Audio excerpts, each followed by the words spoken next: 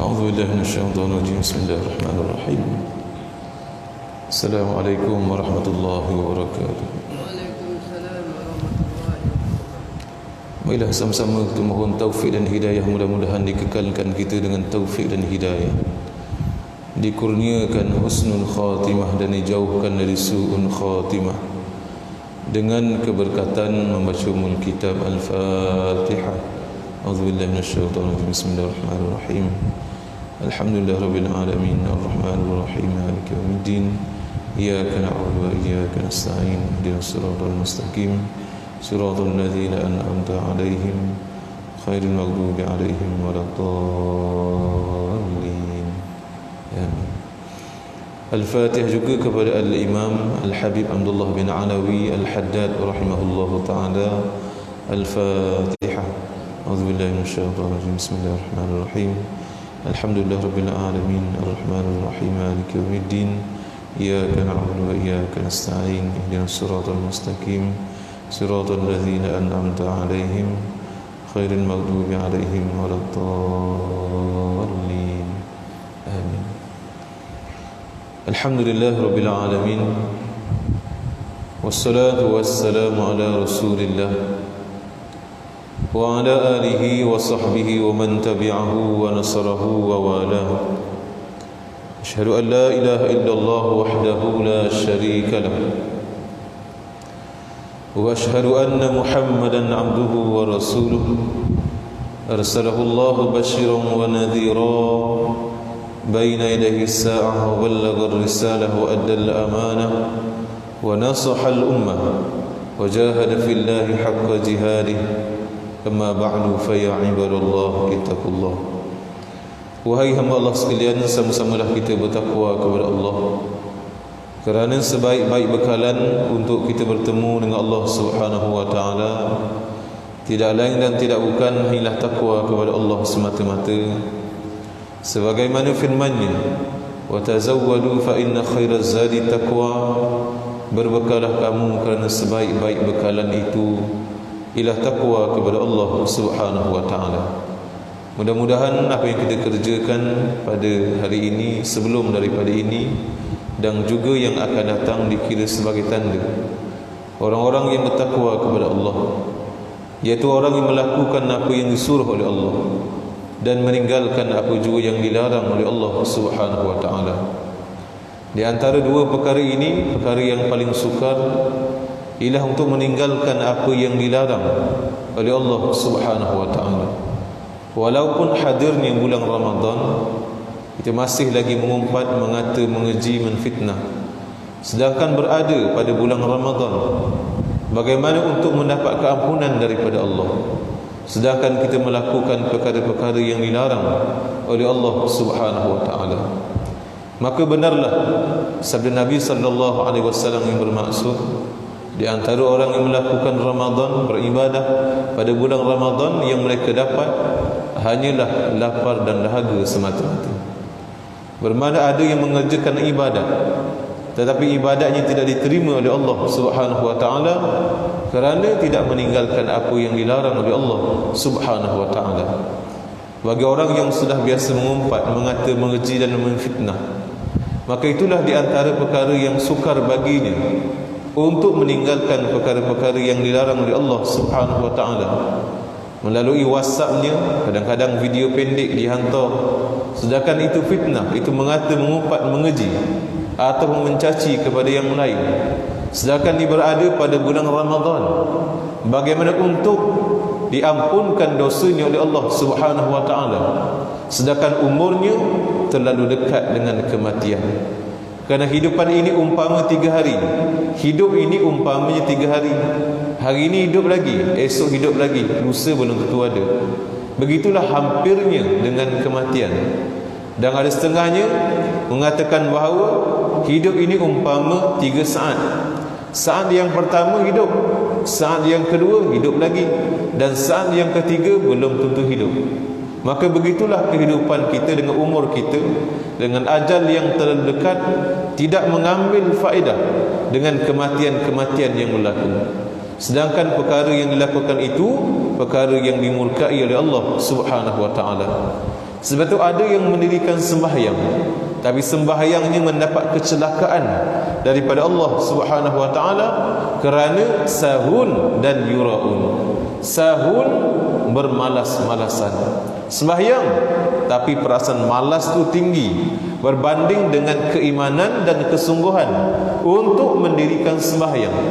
Berbeza dengan orang yang mendirikan sembahyang dengan iman dan kesungguhan, berbeza dengan orang yang mendirikan sembahyang dalam keadaan bermalasan. Contohnya pada hari ini, bila mana ditanya kepada kita tentang makna dalam salat, contohnya Rabbighfirli warhamni wajburni warfa'ni warzuqni wahdini wa'afini wa'fu anni. Apakah maksud yang dibaca? Tak tahu. Kenapa tak tahu? Tak ambil tahu. Kenapa tak ambil tahu? Itu tanda kita bermalasan dalam mendirikan sembahyang. Seumpama touch and go sahaja. Dah selesai sudah, itu sahaja. Bengkak kaki, bengkak dahi dah. Nak faham? Tak nak. Nak khusyuk? Nak, tapi tidak ada usaha untuk khusyuk hatinya kepada Allah Subhanahu wa taala. Sedangkan khusyuk merupakan rukun hati. Seandainya sembahyang kita ketika mana takbiratul ihram, Allahu akbar, dibaca doa iftitah, dibaca doa iaitu dibaca al-Fatihah, kadang-kadang kelalaian hati itu bermula daripada Allahu akbar. Lalai hati itu bermula daripada Allahu akbar. Nak ingat kepada Allah, nak merasakan keagungan Allah, kekuasaan Allah, hilang. Kenapa? Kerana tidak bersungguh dan tidak beriman ketika mendirikan salat. Sedangkan hatinya mahukan khusyuk kepada Allah, tapi kesungguhannya, latihannya tidak ada. Maka orang ini dianggap sebagai bermalasan. Sedangkan dalam solatnya tadi, yang diingat kuih-muih, yang diingat tentang fulus semata-mata, yang diingat tentang kereta yang nak ditukar, awning yang tidak dibuat lagi, pagar yang belum didirikan lagi, lantai rumah yang belum ditukar lagi. Sedangkan dalam sembahyang itu sepatutnya khasyi'un, khusyuk kepada Allah, takut kepada Allah Subhanahu wa taala.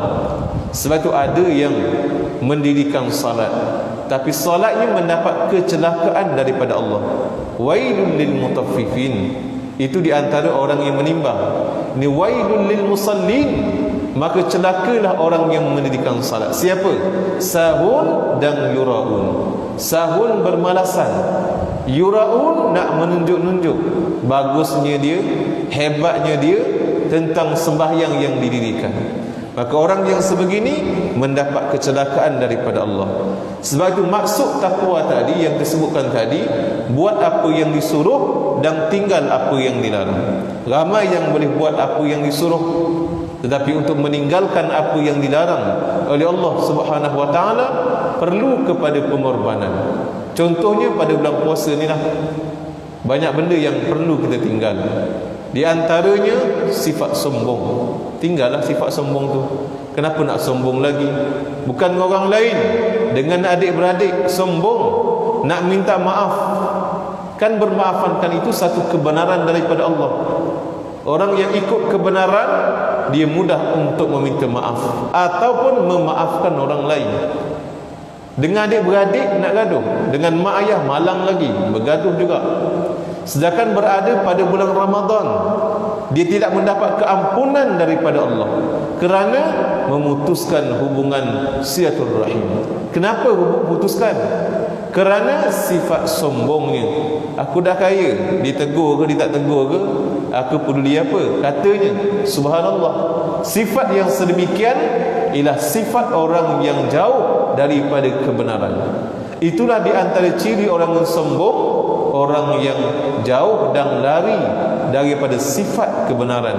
Dan kebenaran itu datangnya daripada Allah Subhanahu wa taala. Sepatutnya pada bulan yang mulia ini kita minta maaf lah. Aku minta maaf lah bang, aku kata kau dulu.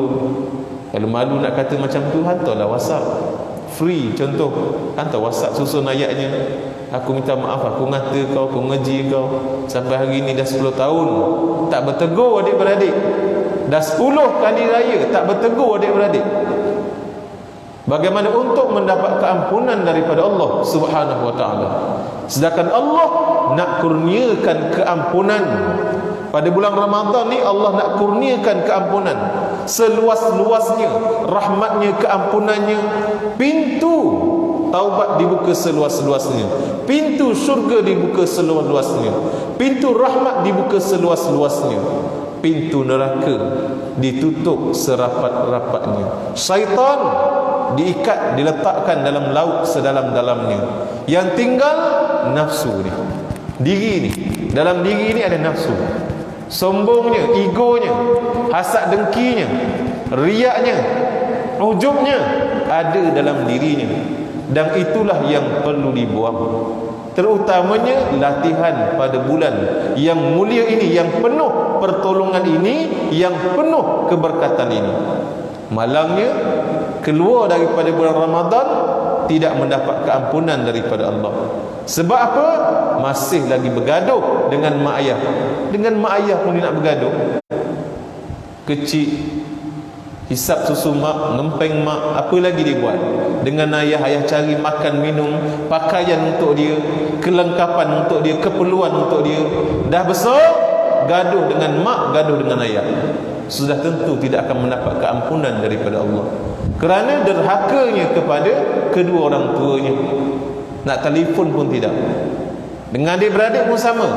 Dan begitulah kecelakaan bagi orang yang keluar daripada bulan Ramadan sekiranya dia belum lagi selesai perkara ini. Maka selesaikan dulu, taubat dulu dengan taubat yang nasuha, taubat yang betul-betul, minta maafnya, minta ampunnya apa yang kita lakukan. Itu yang dinamakan memperbetulkan taubat. Dalam kitab Risalah Adab Sulukin Murid ditekankan kepada kita tentang memperbetulkan taubat, agar kita mendapat taubat yang sebenarnya dan tidak ulang lagi kesalahan yang sama yang kita lakukan. Maka itulah di antara perkara yang perlu dan wajib kita lakukan. Seandainya tidak, maka rugi kita, rugi selama-lamanya. Dunia ni senang, sihat, kuat, semua sementara. Dulu rambut kita putih, dulu rambut kita hitam, sekarang dah putih. Dulu janggut kita hitam, sekarang dah putih. Tunggu je nak masuk ke dalam kubur.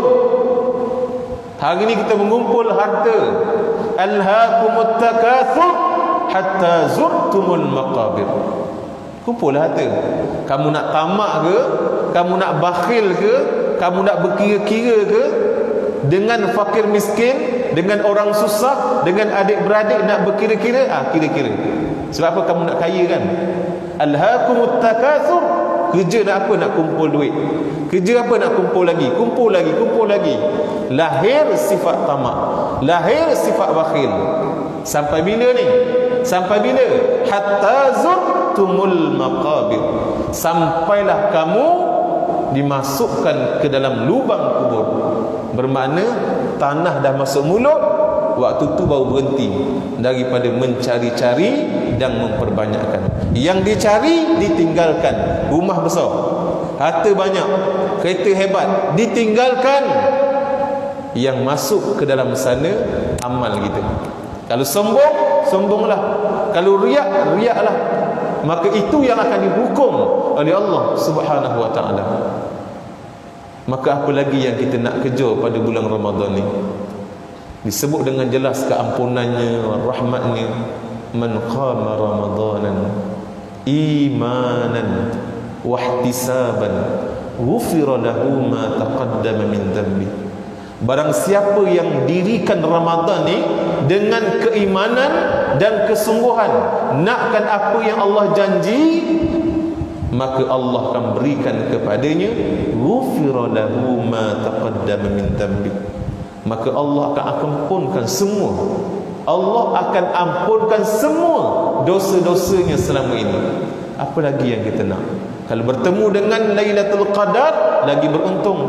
Malangnya daripada satu Ramadan sampailah hari ini, kita buat tak peduli je. Apa yang diganjarkan, apa yang nak diberi, kita buat tak peduli je. Nak bagi-bagi, tak nak bagi sudah. Aku malas, aku penat dah. Tidak ada kesungguhan dalam beramal, tidak ada kesungguhan dalam meminta maaf, tidak ada kesungguhan dalam bertaubat kepada Allah, Tidak ada kesungguhan untuk mendapat redanya Allah. Mohon kepada Allah, Allahumma inna nas'aluka ridhaka wal jannah. Aku mohon redamu ya Allah dan syurgamu ya Allah. Bukan senang nak masuk syurga Allah, bukan senang untuk mendapat reda Allah.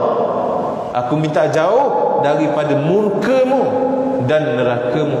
Tapi malangnya kita buat benda tadi yang Allah murka, itulah yang kita buat. Doa lain, perbuatannya lain. Bermakna apa yang dibuat dia akan dapat di doa. Nak reda tapi dibuat perkara yang Allah tak reda. Dia nak syurga Allah tapi perbuatannya perbuatan ahli neraka. Putuskan hubungan silaturahim. Kenapa? Contoh yang paling mudah, yang paling dekat, selain daripada mengata, mengumpat, mengeji, menghina, mengherdik, bakhilnya, tamaknya, cabang-cabang dosa tu terlalu banyak. Mohon nak redha dan syurga, tapi sebaliknya perbuatannya bukan nak redha pun. Sebab itu bersungguh, kata Nabi SAW, orang yang bersungguh dengan keimanan lagi, Allah janji baginya ghufira lahu ma taqaddama min dhanbi.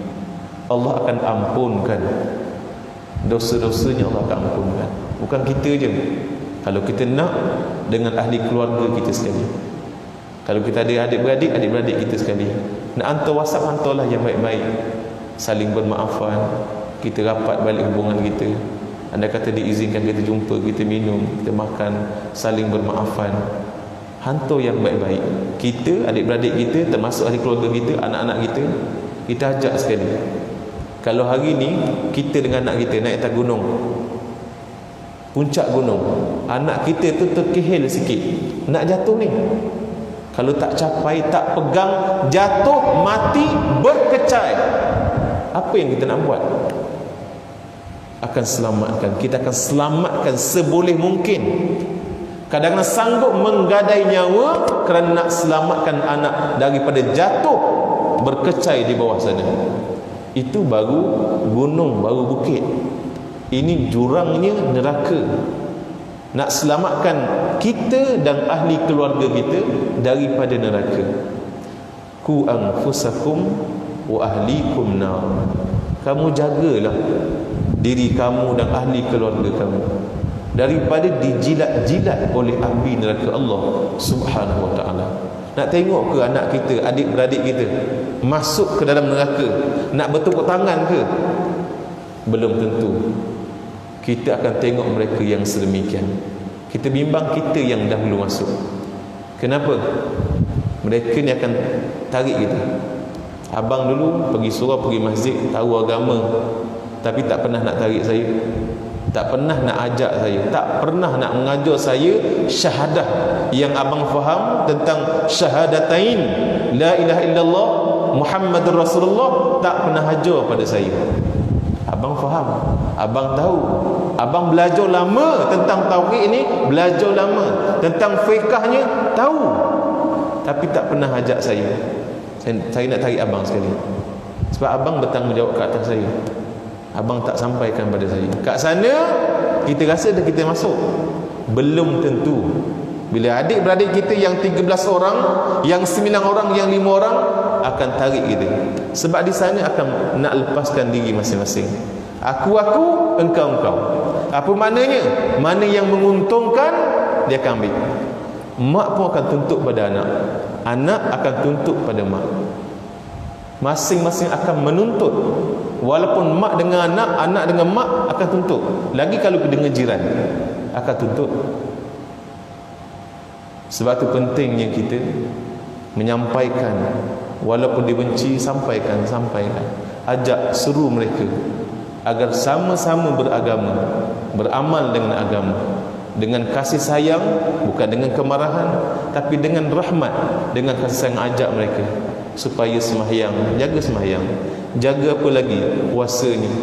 Jangan sampai kita mengabaikan adik-beradik kita, mengabaikan ahli keluarga kita, kerana kita bimbang inilah yang menjadi penyebab mereka dimasukkan ke dalam neraka, termasuk juga kita. Puncanya yang tadi, kita tak sanggup berkorban untuk meninggalkan apa yang dilarang oleh Allah Subhanahu wa ta'ala. Pastikan takwa ini yang sentiasa dipesan oleh khatib setiap kali Jumaat. Buat apa yang disuruh dan tinggal apa yang dilarang.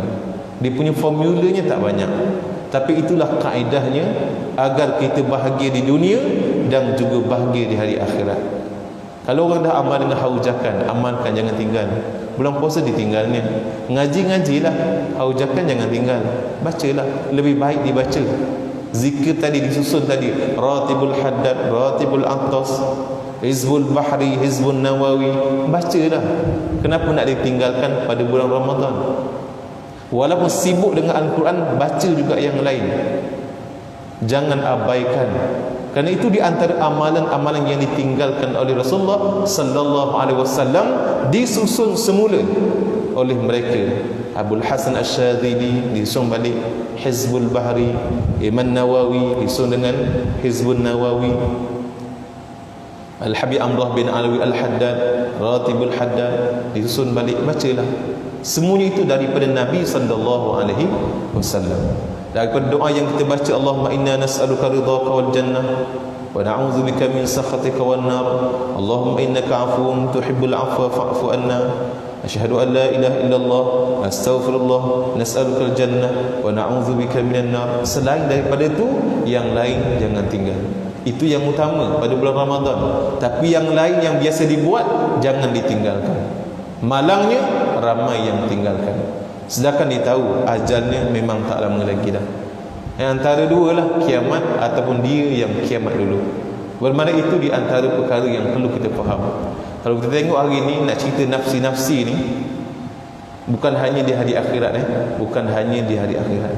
Kalau tengok hari ni, anak 5 orang, yang jaga mak seorang je, yang 4 orang ni sibuk. Kerana apa? Tak boleh jaga. Tak sanggup nak bawa air kencing ayah, tak sanggup nak cebok mak, tak sanggup nak jaga keperluan mak. Kerana segan dengan isteri, segan dengan suami, pasangan, sebab mak dalam keadaan sedemikian. Katanya jauh, katanya itu, ini dan sebagainya. Ni kalau sebelum PKP lah, tak boleh balik dan sebagainya, sibuk kerja dan sebagainya. Ni 4 orang tak boleh jaga. Mak-mak lah, saya boleh bagi duit lah mak, tapi tak boleh jaga mak, minta maaf mak. Macam tu dia. Yang ni, yang tak pandai ni, yang tak bijak ni, ini yang boleh jaga. Cebok mak, jaga mak, suapkan ubat mak, kopek udang mak, apa sahajalah dia boleh buat. Itu pun Allah dah tunjuk nafsi-nafsi. Pada mak ni, ayah ni yang besarkan anak, yang lahirkan anak, yang jaga anak, yang tatang anaknya bagai minyak yang penuh, happy, suka anak masuk universiti dan sebagainya. Dah kahwin, tinggal orang tua ni. Allah tunjuk dekat dunia ni dah berlaku nafsi. Aku bukan kau. Cuba tengok balik, dah dekat nak kiamat nanti, apa yang berlaku. Ni orang yang mengandung, perempuan yang mengandung, dilahirkan anak tu dibiarkan. Anak tu dibiarkan. Kenapa? Terlalu hiruk pikuknya pada waktu tu. Anak yang dilahirkan tu sepatutnya dijaga, dipegang, disayang. Tak sempat lagi dah. Aku engkau lah. Aku engkau lah. Nak gambarkan betapa hiruk pikuknya ketika mana berlakunya kiamat. Belum cerita lagi di yaumil mahsyar yang tadi. Masing-masing nak selamatkan diri masing-masing. Sebab tu hari ini jagalah keluarga kita. Pesan tentang takwa ini kepada ahli keluarga kita. Seandainya kita sayang mereka, pesan pada mereka, sembahyangnya. Kalau ada hasad dengkinya, ubat hasad dengkinya. Kalau ada riak, ubat dia punya riaknya, supaya tidak ada sifat nak tunjuk-tunjuk, nak hasad dengki. Hasad dengki ni apa? Nikmat orang lain tu ada, hati ni terasa berat. Orang tu baru dapat kereta, dulu naik motor je, sekarang dapat kereta, hati ni terasa berat. Hati terasa berat. Tiba-tiba kereta tu hilang, kereta tu terbakar, kereta tu aksiden, hati ni terasa happy, rasa gembira. Itu hasad dengki. Itu hasad dengki. Orang yang sedemikian amalnya dibakar oleh Allah Subhanahu wa taala. Ada munafik yang ke-50. Ya. Ada munafik yang pertama malas nak buat amal ibadah. Ya. Ada munafik yang ke-50 dengki kalau sedara dia dapat nikmat. Ya, itu di antaranya. Apa saja nikmat. Kalau yang pangkat-pangkat, kedudukan-kedudukan, kalau dalam kitab ni aja, dalam beragama pun Dia 3 orang sekawan, sama guru, sama belajar, sama masa, sama pergi, sama balik. Yang seorang lebih, guru kata yang ni pergi lebih, pergi tempat yang jauh sikit. Yang 2 ni dakwah kawasan sini je. Yang 2 tak puas hati, kenapa dia tak boleh pergi jauh, dakwah jauh, kenapa yang ni jauh? Maka itu di antaranya. Dalam beragama pun ada sifat dengki. Yang kita contohkan tadi, kereta tu lah, kereta tadi, walaupun sedemikian rupa masih lagi ada sifat dengki. Sedangkan yang susun rezeki ni Allah. Orang ni lebih, orang ni kurang. Yang susun rezeki ialah Allah. Kenapa kita nak dengki? Maka itu di antaranya yang perlu kita rawat. Kalau riak pula nak tunjuk-tunjuk, buat apa kita nak tunjuk dekat dia? Dia nak bagi apa pun tak boleh pada kita. Dia yaumil mahsyar nanti, orang yang kita nak tunjuk tu nak bagi syafaat ke, nak bagi itu, nak bagi ini, tak boleh. Nanti Allah akan halau kita. Kau pergi pada orang tu, kau cakaplah apa pada dia. Kita akan pergi pada orang tu, nak kena cari. Jumpa dengan orang tu, dulu aku buat ni kerana kau. Apa orang tu cakap, aku tak suruh pun. Habis. Maka rugilah kita, kerana kita buat hari ni bukan kerana Allah, tapi kerana itu, ini dan sebagainya. Jumpa itu ini pun tak boleh beri syafaat, tak boleh beri apa-apa pun. Dan dia pun tak suruh kita buat ini kerana dia, tak ada. Sebab tu niat mesti bulat kerana Allah, maka akan datang pertolongan daripada Allah. Sesiapa sahaja yang buat kerana Allah, Allah akan berikan pertolongan kepadanya. Orang yang melakukan kerana yang lain selain daripada Allah, dia tidak akan mendapat pertolongan daripada Allah. Sikit pun tak dapat. Sebab tu penting latihan tu. Lillahi ta'ala, lillahi ta'ala, lillahi ta'ala. Setiap kali ibadat, semuanya lillahi ta'ala. Kerana-Mu ya Allah, untuk-Mu ya Allah, bagi-Mu ya Allah. Semuanya dihadapkan kepada Allah, dihadapkan kepada Allah subhanahu wa ta'ala. Kalau kerana manusia, tidak ada pertolongan. Apa jua ibadat, apa jua perjuangan, mesti kerana Allah subhanahu wa ta'ala, barulah datang pertolongan daripada Allah subhanahu wa ta'ala. Jadi mudah-mudahan apa yang kita bincang pada hari yang penuh keberkatan ini, hari Jumaat yang penuh berkat ini, dalam majlis ilmu yang sangat mulia, pada hari yang sangat mulia, pada bulan yang sangat mulia, bersama dengan ahli Jumaah yang begitu mulia di sisi Allah subhanahu wa ta'ala. Mudah-mudahan Allah kurniakan kita berjumpa dengan orang yang paling mulia, iaitu Nabi Muhammad sallallahu alaihi wasallam di yaumil mahsyar nanti. Lalu diberi syafaat kepada kita semua, mendapat syafaatnya dan gembira untuk mendapat syafaatnya, lalu dimasukkan kita ke dalam syurga bersama dengan orang-orang yang dikasihi oleh Allah subhanahu wa ta'ala. A'udzubillahi minasyaitonir rajim. Bismillahirrahmanirrahim. Alhamdulillah rabbil alamin, wassalatu wassalamu ala asyrafil anbiya'i wal mursalin sayyidina Muhammad wa ala alihi wa sahbihi ajma'in.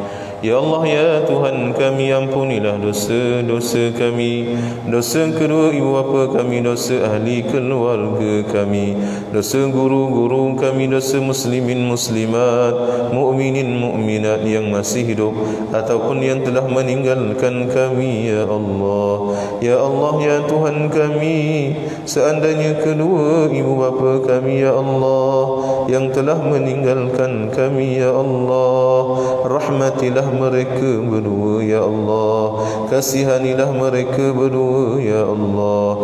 Ya Allah, ya Tuhan kami, seandainya kedua ibu bapa kami ya Allah dalam keadaan sakit ya Allah, sembuhkanlah mereka berdua ya Allah, sembuhkanlah mereka berdua ya Allah. Ya Allah, ya Tuhan kami, ampunkanlah dosa tidak bertanggungjawabnya kami ya Allah terhadap adik-beradik kami ya Allah. Mungkin ada di kalangan mereka yang sakit ya Allah dan yang susah ya Allah, tetapi kami abaikan mereka ya Allah. Ampunkanlah dosa-dosa kami ya Allah. Ya Allah, ya Tuhan kami, ampunkanlah dosa-dosa kami ya Allah. terhadap pasangan hidup kami ya Allah. Ampunkanlah dosa-dosa kami ya Allah terhadap anak-anak kami ya Allah. Ya Allah ya Tuhan kami, sesungguhnya Engkaulah Tuhan kami yang Maha Pengampun, lagi suka mengampunkan ya Allah. Ampunkanlah dosa-dosa kami ya Allah.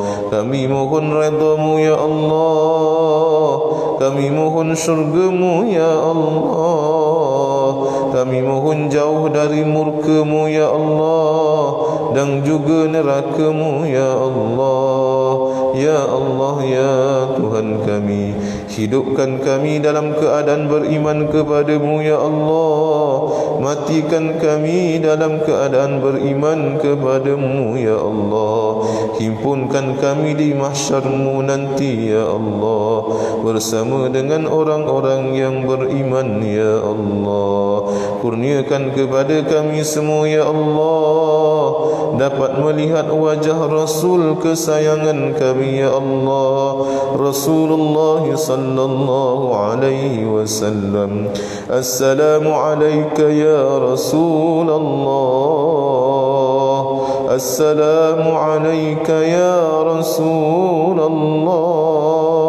assalamu alayka ya Rasulullah. ربنا آتنا من لدنك رحمة وهيئ لنا من أمرنا رشدا.